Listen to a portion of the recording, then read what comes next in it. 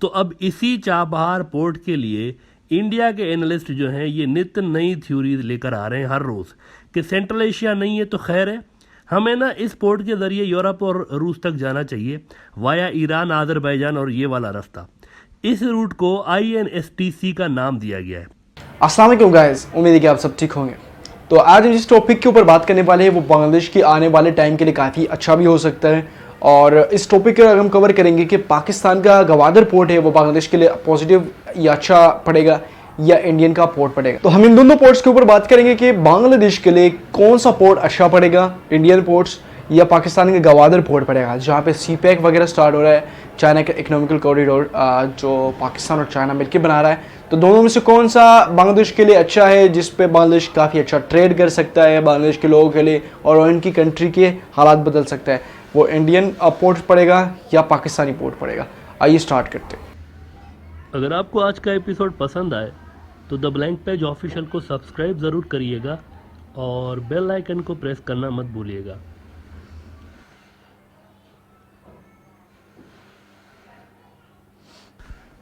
बांग्लादेश के अंदर इस बात पर कुछ हलकों में बहस छिड़ी हुई है कि बांग्लादेश को इंडियन पोर्ट्स के ज़रिए ईरान के चाबहार पोर्ट के साथ जुड़ना चाहिए।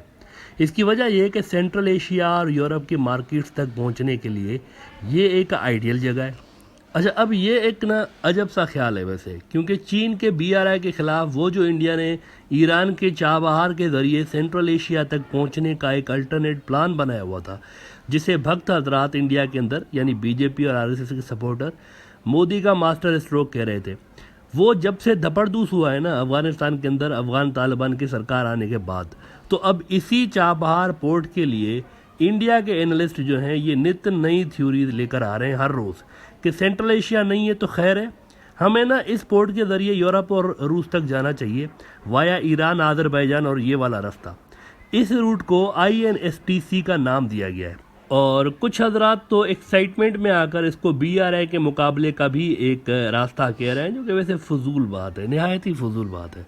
बांग्लादेश के अंदर भी काफ़ी एनालिस्ट ऐसे हैं जो कि ये ख्याल कर रहे हैं कि हमें भी इंडिया के साथ मिलकर ये रूट लेना चाहिए, ये हमारे लिए फ़ायदेमंद है।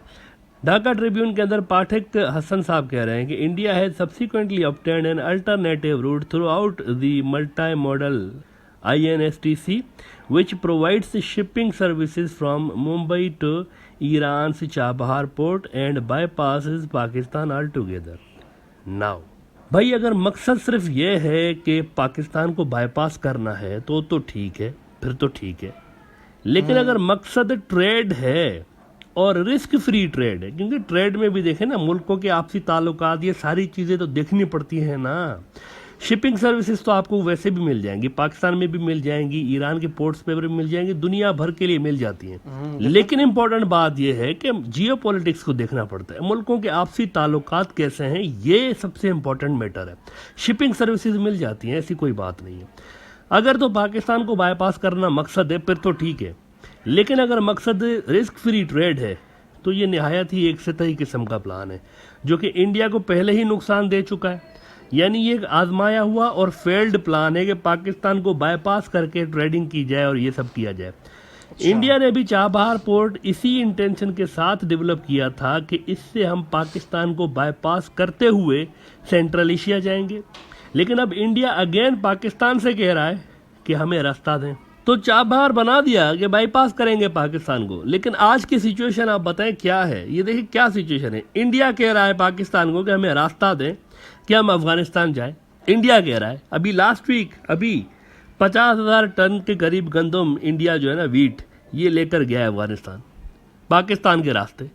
तो सवाल ये है कि जब पाकिस्तान का एक शॉर्टकट रास्ता मौजूद है, सेंट्रल एशिया के लिए भी मौजूद है और ये जो INSTC जो भी कह रहे हैं इसके लिए भी मौजूद है, तो फिर आपको इसको बाईपास क्यों करना है? आप क्यों इसको बाईपास करना चाह रहे हैं? आखिर क्या लॉजिक है इसके पीछे कि जब एक सस्ती अल्टरनेट चीज़ मौजूद है जो कि ईजिली अवेलेबल भी है, तो आप इसको बाईपास क्यों करना चाह रहे हैं? इसमें क्या लॉजिक है? यानी आप पाकिस्तान के गवादर पोर्ट के ज़रिए ईरानी चाबहार पोर्ट से जुड़ने की बजाय वाया भटिंडा यूं घूम के इंडिया को इसमें बीच में डाल के बिला वजह की स्ट्रेटजिक अहमियत उसकी क्रिएट करने पे जोर दे रहे हैं। क्यों? जबकि गवादर अकेले के ज़रिए ना सिर्फ सेंट्रल एशिया और चाइना बल्कि इसी चाबहार वाले पोर्ट से बांग्लादेश जुड़ सकता है थ्रू गवादर। और फिर आप देखें इसी चाबहार से अगर आपने ये जो INSTC वाला जो भी प्लान है ये रास्ता आप ले सकते हैं।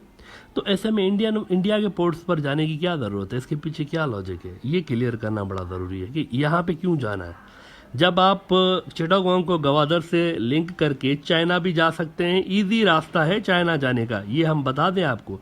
आप चाइना से भी जुड़ सकते हैं गवादर के ज़रिए, आप अफगानिस्तान सेंट्रल एशिया से भी जुड़ सकते हैं, आप चाबहार से भी जुड़ सकते हैं इसी रास्ते के ज़रिए। फिर मुंबई कहाँ से आ गया इसमें, और इंडियन पोर्ट्स कहाँ से आ गए बीच में, नंबर 1। नंबर 2 ये है कि ये जो दालराम चाबहार की कनेक्टिविटी की बात हो रही है ना, जो कि अफगानिस्तान का शहर है, कि चाबहार हमें अफगानिस्तान के दालराम से कनेक्ट कराएगा और फिर वहाँ से सेंट्रल एशिया वगैरह वगैरह। तो भाई अफगानिस्तान के अंदर कौन है, जियो पॉलिटिक्स ट्रेड में बड़ी इंपॉर्टेंट होती है। ट्रेड जब मुल्कों की आपस में बात होती है, जियो पॉलिटिक्स में इंपॉर्टेंट बात है। अफगानिस्तान के अंदर कौन है, अफगान तालिबान, उनकी हुकूमत है। तो उनके साथ पाकिस्तान के रिलेशंस ज़्यादा बेहतर हैं या इंडिया के रिलेशंस बेहतर हैं? इंडिया का तो उनके ऊपर कोई ज़्यादा असर नहीं है, बल्कि इंडिया तो 20 साल तक उनसे लड़ा है। तो इंडिया का ये जो अल्टरनेट पाकिस्तान को बाईपास करके सेंट्रल एशिया जाने वाला अल्टरनेट रूट है, ये तो वैसे ही वनरेबल है, कभी भी दपड़दूस हो सकता है। ऐसे में बांग्लादेश के पोर्ट्स को सेंट्रल एशिया और अफगानिस्तान के लिए क्यों इंडिया के पोर्ट्स यूज़ करने चाहिए, ये तो इट्स वेरी रिस्की। नंबर 3 ये बात है कि ईरान के अंदर इंडिया का नहीं, चाइना का सबसे बड़ा स्टेक है। और हाल ही में आपको याद होगा कि कई $100 बिलियन की एक बहुत बड़ी डील भी हुई है ईरान की और चाइना की। इस वजह से चाइना का वहाँ पर परमानेंट तकरीबन अगले 20-25 साल के लिए तो वहाँ पर चाइना का एक बड़ा स्टेक मौजूद है। इंडिया के साथ ऐसा नहीं है मसला। और आप ये भी याद रखें कि इंडिया का और चाइना का लद्दाख, सिक्किम, अरुणाचल प्रदेश, इन सब के वजह से जंगी माहौल है। ऐसे में चांसेस हैं ना कि अगर इंडिया का इधर से ट्रेड होगा भी ईरान से तो चाइना को डिस्टर्ब देम। जैसे कि चाबहार वाले प्रोजेक्ट में चाइना ने क्या किया, प्रोजेक्ट तो इंडिया ने शुरू किया था लेकिन इसको हाईजैक कर गया चाइना, और चाबहार के कई हिस्सों में चाइना इंटर हुआ। इससे भी इंडिया की पोजीशन वहाँ कुछ ज़्यादा बेहतर मालूम नहीं हो रही। वैसे भी ईरान और इंडिया जो है ना, ये गैर फितरी, अगर आप इसको डीप में देखें तो ये अननेचुरल अलाइंस है थोड़ा सा, due to Israel factor. Israel India का सबसे बेहतरीन स्ट्रेटेजिक पार्टनर है। इंडिया खुल्लम खुल्ला कहता है, लास्ट वीक भी इंडिया के आर्मी चीफ वहाँ गए, उससे पहले 1-2 हफ्ते पहले अक्टूबर में गालिबन इंडिया के जो फॉरेन मिनिस्टर हैं वो गए थे और उन्होंने कहा था कि Israel is our most trusted friend. अब मोस्ट का मतलब क्या होता है, सबसे ज़्यादा, मोस्ट ट्रस्टेड फ्रेंड के क्या है। तो इजराइल के साथ इंडिया के सबसे बेहतरीन रिलेशंस हैं, जबकि ईरान के लिए इजराइल एग्जिस्टेंशियल थ्रेट बना हुआ है। ऐसे में ईरान और इंडिया के ताल्लुकात शैकी ग्राउंड्स पर खड़े हैं। तो फिर ऐसे में कैसे हम ये मान सकते हैं कि कभी अगर इनके मामलात ख़राब नहीं हो सकते? बड़े चांसेस हैं, बहुत बड़े चांसेस हैं कि ईरान और इंडिया के मामलात ख़राब हो जाए। इसके ये तो आसानी के साथ हो सकते हैं। और दूसरी तरफ अगर आप देखें तो पाकिस्तान का इजराइल के लिए वही मौक़िफ़ है जो कि ईरान का है, दोनों की पोजीशन सेम है। प्लस ईरान की तरह पाकिस्तान में भी चाइना का असर है, which again makes Gwadar a better choice as compared to Indian ports. कि आप उसके ज़रिए अगर चाबहार से कनेक्ट होते हैं तो वो ज़्यादा बेहतर है, बजाय इसके कि आप यानी इंडिया के पोर्ट्स पर जाएं और फिर वहाँ से चाबहार जाएं। This is very risky approach, और ये लॉन्ग टर्म भी नहीं है, considering the geo political situation of this region. उसमें भी ये एक बड़ा ही शैकी किस्म का एक अप्रोच है, इसको मेरे ख्याल से चेंज होना चाहिए। देखिए इंडिया की अगर आप लोकेशन देखें ना, 3 मुल्कों के बीच में सैंडविच बना हुआ है। वैसे सैंडविच के 2 हिस्से होते हैं, लेकिन ये एक स्पेशल किस्म का बड़ा सा सैंडविच है। कौन से 3 मुल्क हैं? एक तरफ से वो म्यांमार है, उसके एक तरफ से चाइना है, एक तरफ से पाकिस्तान है। ये 3 मुल्क हैं, बीच में सैंडविच है, नीचे सिर्फ समुंदर ही समुंदर है। तो ये एक डिसएडवांटेज, हम हमेशा से ही कहते हैं कि जियोग्राफिकल डिसएडवांटेज है इंडिया के पास। तो जियोग्राफिकल डिसएडवांटेज रखने वाले मुल्क के पोर्ट्स के साथ आप कैसे कनेक्ट हो रहे हैं, ये भी सोचने की बात है। वो सैंडविच बना पड़ा है। लेकिन अगर उधर से आप पाकिस्तान को देखिए, उधर से उसका चाइना लग रहा है, सेंट्रल एशिया लग रहा है, ईरान लग रहा है, अरब उसके करीब है। आप देख रहे हैं अरेबियन सी भी उसके करीब, यानी वो उधर से अगर आप गवादर से देखें तो ओमान बहुत ही करीब है। छोटी सी कश्तियों में भी जा सकते हैं, इतना करीब है ओमान, मस्कत वहाँ से। अगर चिटागोंग को इससे लिंक किया जाता है तो विन विन अप्रोच है। अगर चिटागोंग को मुंबई के पोर्ट से कनेक्ट किया जाता है तो ये विन विन अप्रोच नहीं है, ये रिस्की अप्रोच है। मैं इतना बड़ा एंकर ये एनालिसिस तो नहीं हो, एनालिसिस नहीं कर पाता, बट इतना तो नॉर्मली बंदे को भी पता चल जाएगा कि अगर आप बांग्लादेश में रहते हो, बांग्लादेश ट्रेड करना चाहता है सेंट्रल एशिया के साथ या चाइना के साथ, तो वो क्या करना चाहेगा, पहले इंडिया जाएगा या पहले मतलब इंडिया क्या करेगा, बांग्लादेश क्या करेगा, पहले इंडिया जाएगा, इंडिया के पोर्ट से जुड़ेगा, फिर वहाँ से चाबहार या ईरान की बॉर्डर तक आएगा, या वो डायरेक्ट, अगर वो डायरेक्ट भी करेगा तो बांग्लादेश के जो चिटागोंग वाला पोर्ट साइड है वो कनेक्ट करना चाहे चाबहार से, तो वो कैसा पड़ेगा उनके लिए, ईजी पड़ेगा ना। तो ड्यूटीज़ भी थोड़े कम देनी पड़ेगी और नॉर्मली सी बात है। अब अगर पाकिस्तान की गवादर पोर्ट की बात करें तो जैसे कि इन्होंने लास्ट में कहा कि गवादर से ओमान और मस्कत इतना करीब है कि छोटी कश्तियों में भी जा सकते हैं। सो बिल्कुल बहुत ही करीब है, आप यहाँ से छोटी कश्तियाँ या जहाज़ों में भी जा सकते हैं।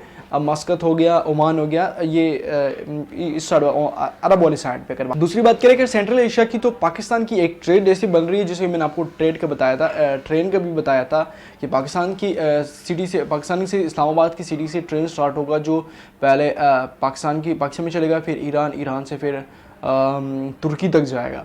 तो यहाँ पे तुर्की से फिर आगे यूरोप की तरफ जाएगा। तो ये कितना मतलब इजी पड़ेगा, तो इस चीज़ को आप देख ले। अगर बांग्लादेश जुड़ता है पाकिस्तानी पोर्ट के साथ या ईरान के चाबहार के पोर्ट के साथ, बीच में अगर वो इंडिया को ना लेके आए, तो दोनों मतलब दोनों के लिए इजी पड़ेगा। चिटागोंग से आप स्टार्ट हो गए, आप गए चाबहार या आप गवादर, तो आपको सस्ता पड़ेगा, आपको ड्यूटीज़ नहीं देनी पड़ेगी। बट अगर फिर भी आप अगर इंडिया के साथ करोगे, इंडिया का कुछ पता नहीं है इनकी ट्रेड का, वो तो ऑलरेडी, जैसे कि इन्होंने कहा था कि वो ऑलरेडी पाकिस्तान को ये बोले कि हमें अफगानिस्तान जाने के लिए ट्रेड मतलब रूट दो। अभी भी अफगानिस्तान से काफ़ी सारी चीज़ें इंडिया गई है, तो उनको तो जगह चाहिए। पाकिस्तान के पोर्ट से करना पड़ेगा या तो वो चाबार, अब वो चाबार के पोर्ट के साथ करे तो वहाँ से चाइना ने उसको जो है ना हाईजैक कर लिया, जैसे कि उन्होंने बताया। तो बांग्लादेश के लिए is a best trade route for Chabahar या गवादर, दोनों में से कोई एक अच्छा पड़ सकता है। बीच में आप इसको मुंबई वाला पोर्ट लाए लेकिन या गुजरात वाला पोर्ट, तो अगर आप डायरेक्ट चिटागोंग से चाबहार या गवादर आते तो वो आपके लिए बेस्ट पड़ेगा। इट्स इजी एंड रिस्की भी नहीं है। बट अगर आप मुंबई के साथ जाना चाहते हो, मुंबई से फिर आप चाबहार आओगे तो इट्स रिस्की। सो ये था आज का वीडियो, आज का टॉपिक हो। अगर आपको अच्छा लगा तो प्लीज़ लाइक करें, शेयर करें, चैनल को सब्सक्राइब करें। फिर मिलते हैं नेक्स्ट वीडियो में, तब तक के लिए अल्लाह हाफिज़।